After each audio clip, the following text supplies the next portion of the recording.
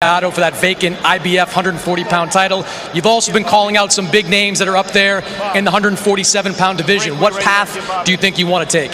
Man, I'll probably go 147. I ain't gonna lie. All this making weight stuff, it ain't for me. Like, as y'all can see, I ain't good at making weight, but I just know how to fight.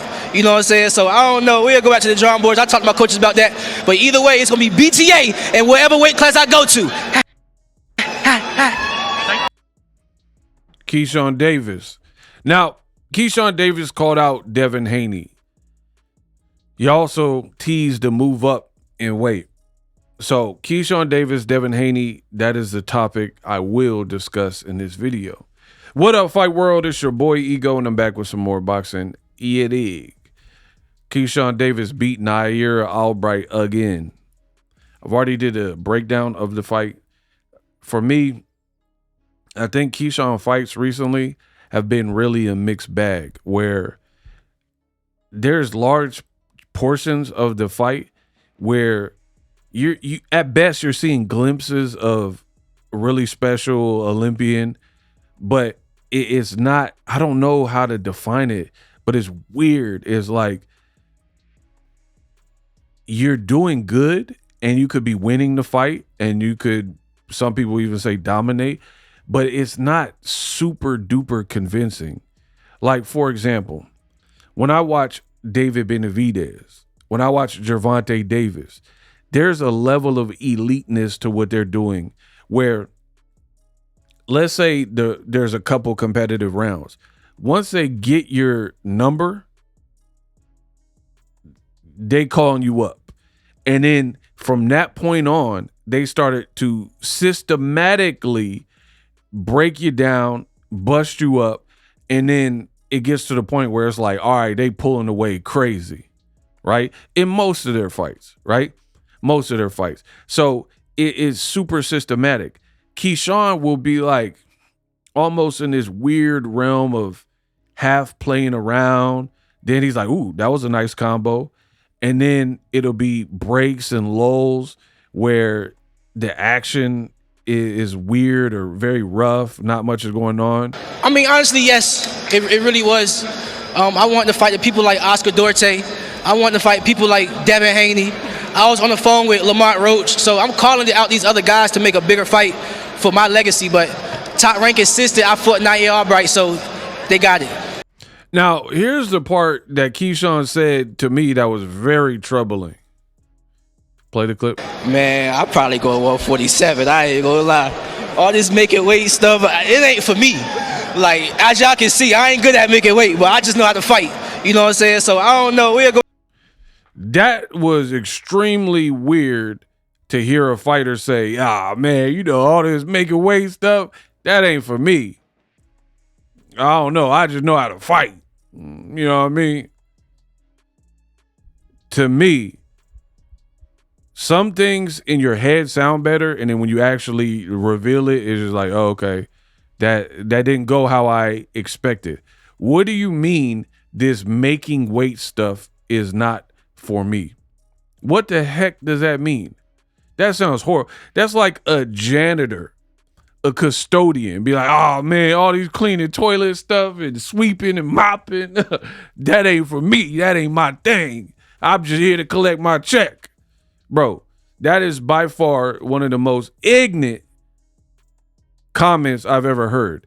Can you imagine somebody saying, as a janitor, that all this sweeping and mopping and dusting and cleaning sinks and toilets and taking out the trash, that ain't my deal. I just came to, you know what I mean? I came to show up and get that check.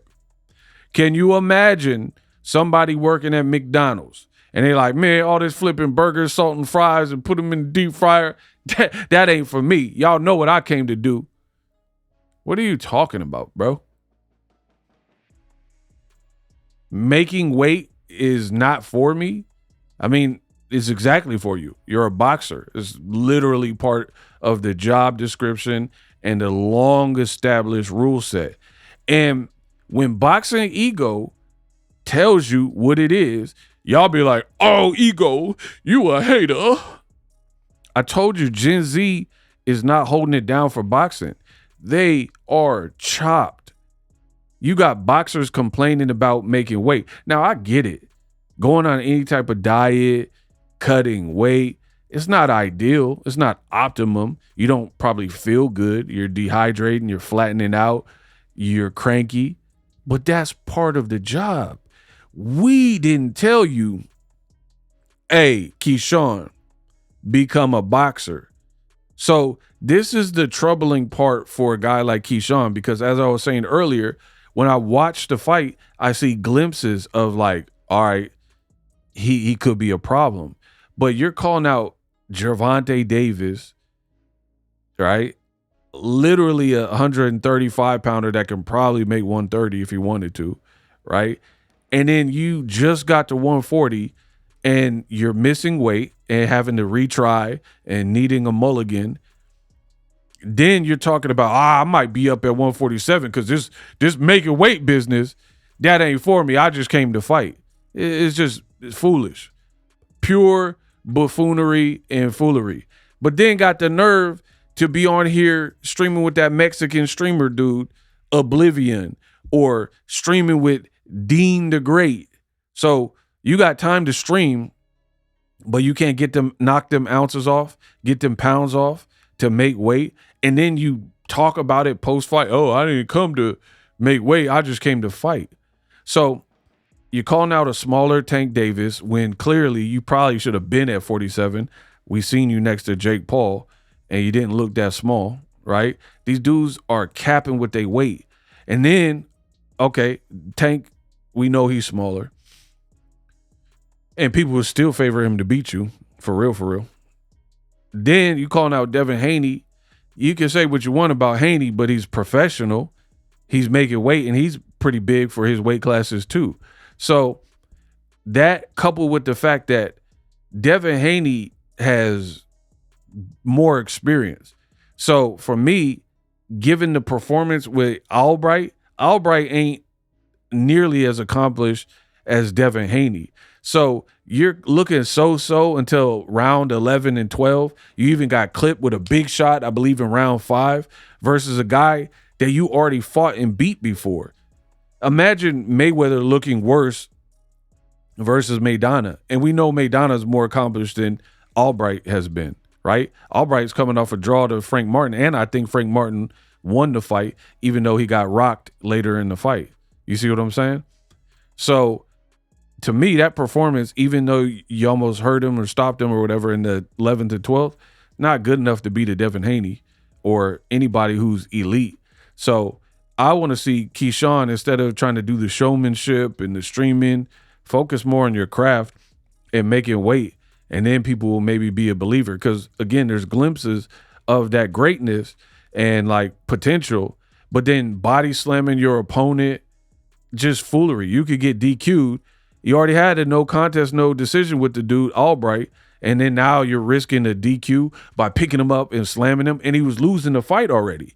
So you're giving your opponent a way out. So mentally, when the going gets tough against better opposition, I really don't know if Keyshawn would capitulate.